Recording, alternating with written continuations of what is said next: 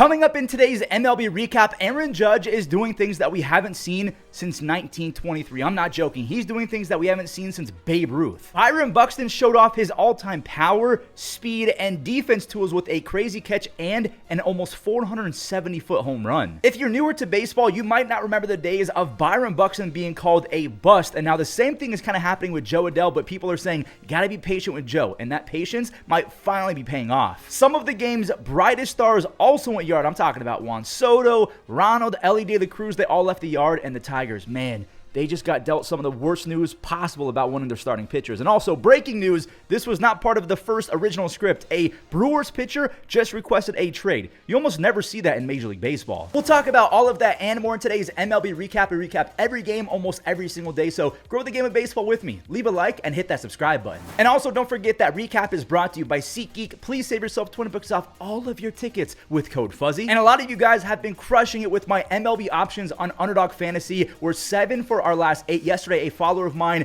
hit the flex button, so even though we didn't get 4 out of 4, the 3 out of 4 still hit. All you have to do is sign up with code Fuzzy, choose higher or lower for a pick'em or any of the other game modes that they have. It's that simple. But as always, please play responsibly. This is one of the worst updates I've seen in quite some time. Jackson Jobe needs Tommy John, the 22-year-old flamethrower for the Tigers, who has a 3.9 ERA his first 53 innings in the big leagues. He's going to be out until at least the second half of 2026. Something did feel a little bit off about Jobe this year. The walks were way up and the strikeouts, they were not there. Come to find out, he's been experiencing some arm pain for a while, and now he's out again until at least 2026. Mize came back from Tommy John in 2022. Tarek Skubal had it in college. The procedure keeps getting more efficient by the day, so I'm not too worried about Jackson Jobe, but I still feel gutted for the guy. And to make matters worse, they got smacked around by the Orioles. Now, it all started with a Ramon Urias 2-run home run off of Casey Mize. That home run is not gone last year. Thank God they moved the wall in. It makes all the difference. Zach Eflin, he turned in a much-needed quality start, 6 scoreless, but kind of ran out of gas in the 7th. Colt Keith, he ruined the shutout. It's all good, though, because the Tigers' bullpen stunk it up. Gunnar Henderson, he flared one to shallow center for a 3rd run, and Mullins, he accounted for 2 more runs. There's an RBI double. He then scored on a wild pitch, and he just kind of slid in and stood at home plate. He was feeling himself. Ryan O'Hearn with another dunk flare to shallow center. This one scored 2. By the way, O'Hearn now has a 151 OPS plus. Jordan Westburg, this guy is going to be a firecracker for the Orioles. He has a home run in his first 2 games back off the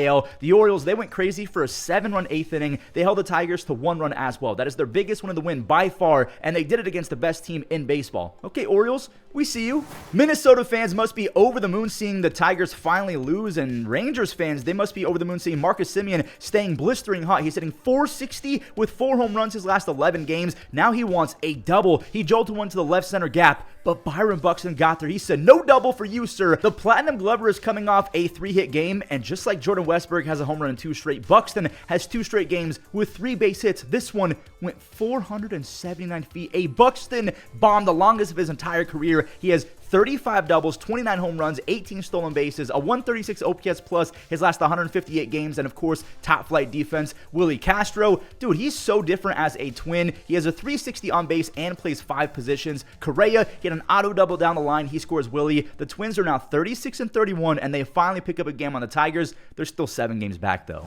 For the longest time, people said that Byron Buxton was an abject bust, and to be honest with you, he was on track to be a bust because he had an 80 OPS plus his first 4 seasons, and he couldn't stay healthy. Now, he's one of the game's premier players, and I wonder if Jo Adell is about to follow the same path. All that yapping while Max Muncy singled in Brent Rooker, and now Brent's driving in himself. He corked out his first of 2, so the Halos, they have a lot on their hands with Brent Rooker going off. The A's got a 3rd run on a sac fly, but I got to skip to the 6th because JP Sears, he went 5 scoreless, but then he had back-to-back base hits in the 6th. He got Shanuel to whiff for his 9th strikeout, and oh no, he's getting taken out. He's mad. He's not happy at all, but I guess multiple righties are coming up, so they bring in the righty Grant Holman, and wow.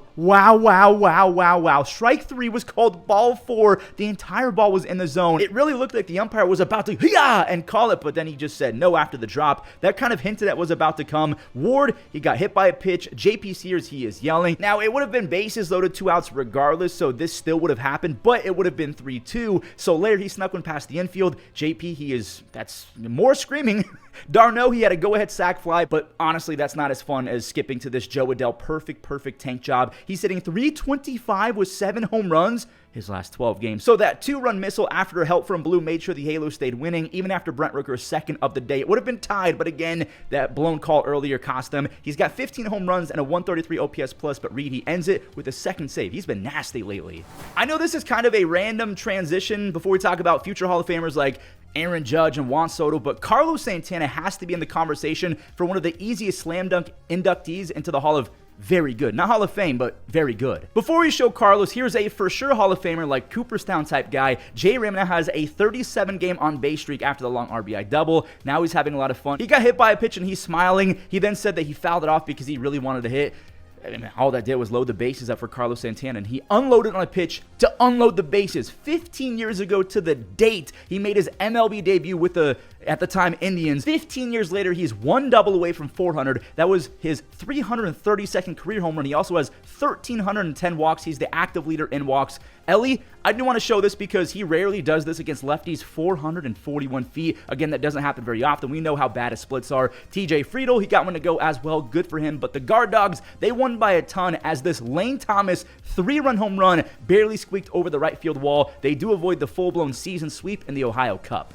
Aaron Judge time. Okay, not yet, because Austin Wells, Goldie, and Ben Rice, they all drove in runs right before the right-handed Babe Ruth hit another home run. Wells, by the way, has 42 RBIs. The Yankees, they tagged the nasty Chris Bubic for a 5 spot, but honestly, Bubic has never been good against them. He came in with a .313 batting average against the Yankees before this start, so it's even worse now. Yankees starter Clarke Schmidt, on the other hand, he put the Royals lineup in a blender like one of those NutriBullets because they're a little bit easier to clean. Schmidt, he's out after 6 scoreless with 7 strikeouts, and Judge, he just hit a home run for the 25th time this year. 415 feet to right center on a line is legendary stuff. He's now batting .394 with 44 extra base hits, a .250 OPS plus. He's on pace for over 240 hits and a 14.6 FWAR. Babe Ruth holds the lead with a 14.7 FWAR for the most ever in a single season. And by the way, one more fun fact from Fuzzy, Judge is the first guy in baseball this year to 6 FWAR. 10 guys did that last year, but Judge did it in mid-June. Salvi, he gave the crowd one thing to cheer about. He swatted out a 2-run home run. Devin Williams, he came in and put out the fire that Mark Leiter Jr. started. That's his 8th save. The Yankees are 41-25. The Royals are 500. Another New York team coming up. The Mets might have had their easiest game of the year against someone not named the Colorado Rockies. Pete has been unreal. That's another double. He's on pace for a historic 50 double, 40 home run, 150 RBI season. That would be the first since super cheater Juan Gonzalez did it back in 1998. Speaking of Juan, he's staring again, so you know it's gone. 2 straight games with a home run, 3 consecutive games with multiple base hits. And I gotta tip my cap to the kid out in right field who caught that Juan Soto home run. What a fantastic grab. Soto's batting .390 with 10 RBIs and 8 extra base hits his last 12 games. Brandon Nimmo, we know that he went crazy against the Nationals earlier in the year with 9 RBIs. He goes off again, one to left center, and then he pulls one to right for another big 2-home run game. And now David Peterson gets to sail into the sunset. He is turning into a bona fide ace. He's been insane since last year, and that's including the playoffs. He went CG shutout. Big thanks to Tyrone Taylor, by the way. One of the weirder sends. Why did they send him down by 5 runs? But again, Peterson goes 9 shutout in his first ever game, trying to go 9 innings. He has a 2.5 ERA, and he's a free agent in 2027, which is so awesome to say out loud because he had an almost 4.5 ERA his first few seasons in the big league, and now he has a sub 2.8 ERA his last 200 innings. I love to see a guy grind it out and make himself generational wealth. The Mets are 44-24, 20 games over 500. So because we just showed a CG, let's show another. Not a complete game shutout though, but nonetheless it was impressive. Michael Harris, come on kid, keep breaking out. It blows my mind that he has 38 RBIs despite an awful 69 OPS plus. Drake Baldwin, the rookie, he singled in front of his family in his home state. He is from Milwaukee. Rhys Hoskins kind of had the only highlight for the Brewers all game. That's his 10th home run. Ronald, oh my Atlanta, the lean back. This guy is still a top 10 player in baseball. Debate a wall. He's batting .353 with 6 home runs, and all of that run support was for Spencer Schwellenbach, who bounced back after a few stinkers over the last month. He completes the first complete game by a Braves pitcher all season long. He goes 9 innings with 9 strikeouts, only 5 base hits. The Braves, they're 29-38, which is still not good. The Braves are 36-33. The Brewers are 36-33, but we're not done with them just yet. Breaking news. This does not happen very often in the game of baseball, but a player just went out of his way to request a trade. Aaron Savali, He turned 30 years old today. Like, today is his actual birthday, and he's celebrating by requesting a trade after he got demoted to the bullpen. Now, not gonna lie, he's actually been pretty good since his first start where he blew up and had 5 earned runs. He has a 3.3 ERA with a solid 3.9 FIP over his last 4 games, but he's a free agent after this season. I 1000% understand why he would not want to be in the bullpen heading into his free agent year. I really think the Tigers could be a team in play to make a trade, probably the Dodgers. Would you want Aaron Civale, or do you not believe in his stuff? Because there's not a lot of strikeout stuff, and if he does get outs, a lot of the times they're elevated outs, so I think that actually Detroit would work because the outfield is so big. I can't not talk about the Dodgers after we brought up the Yankees and the Mets, so I thought that Gavin Sheets was going to be scoring easy. Andy Pages said no. He used the aimbot to unleash a 99-mile-per-hour seed. I think that's the hardest, or fastest, I should say, outfield assist all year. He has 10 defensive run saves already thanks to that rocket arm. Now, the Padres found themselves up by 1 after a bases-loaded walk,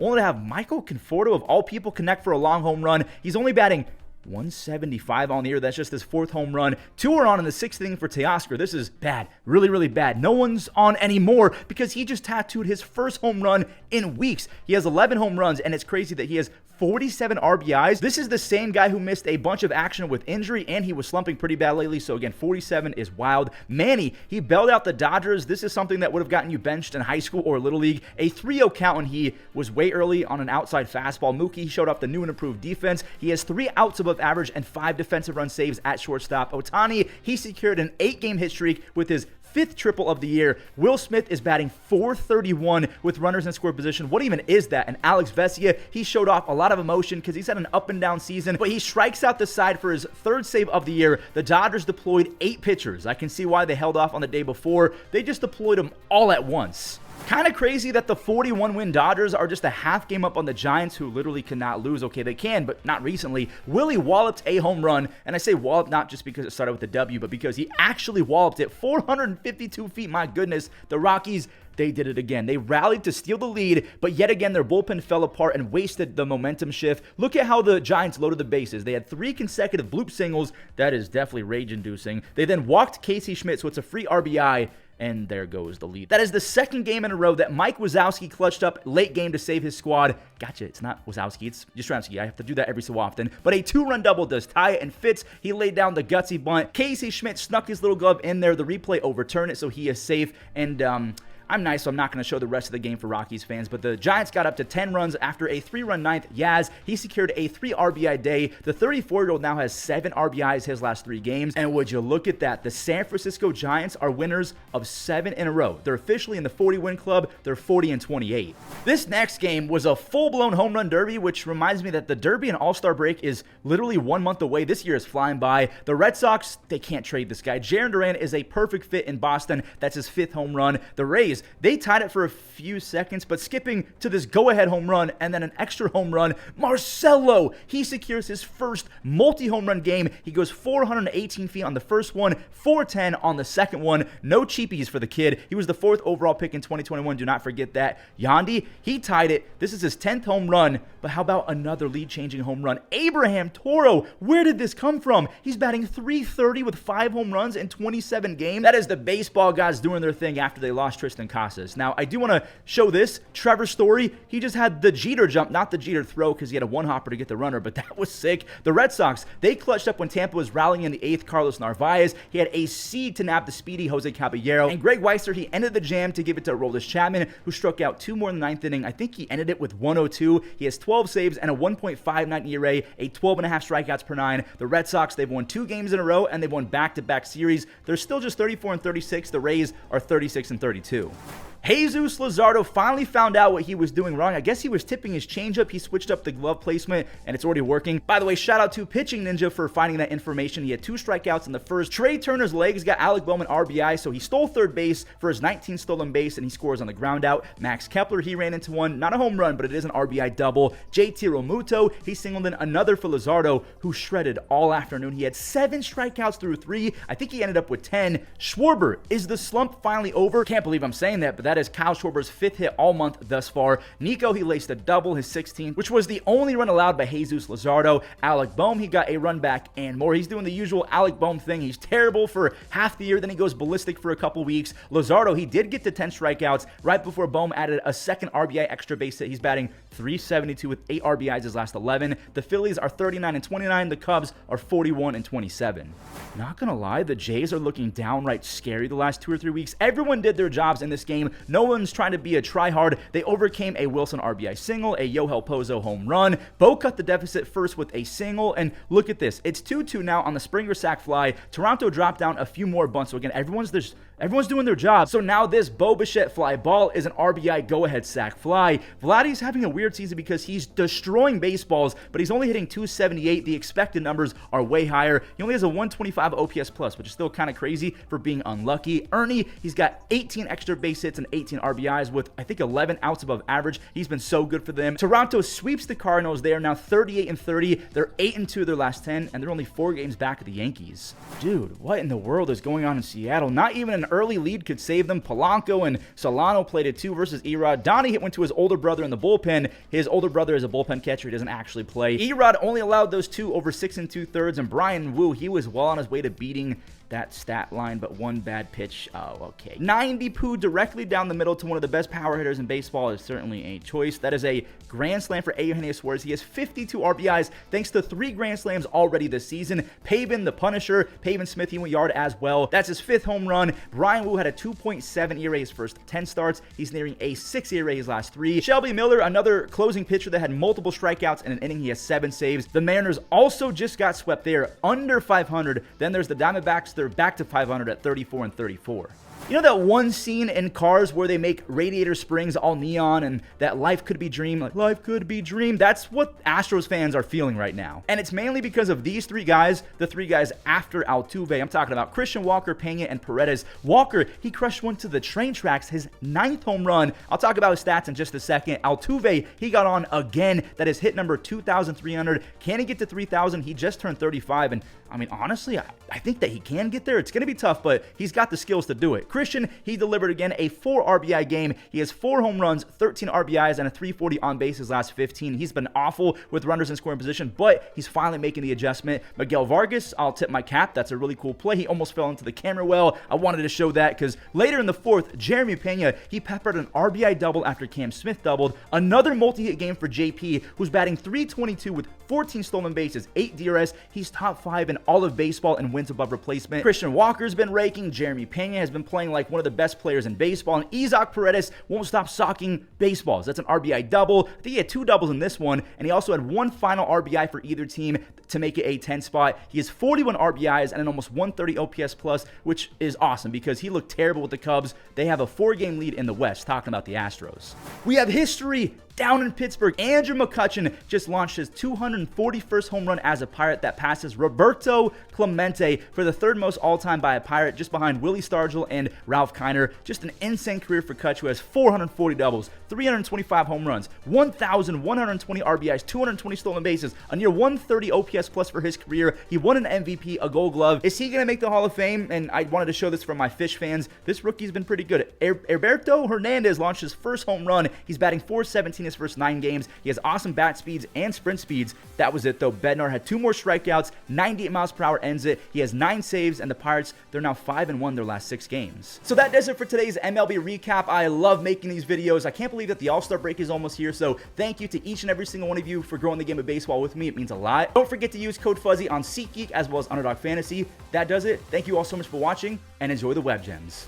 In Anaheim, coming off a nice win and a nice play to start from Max Schumann. He gets it over to first. And a fly ball into shallow right.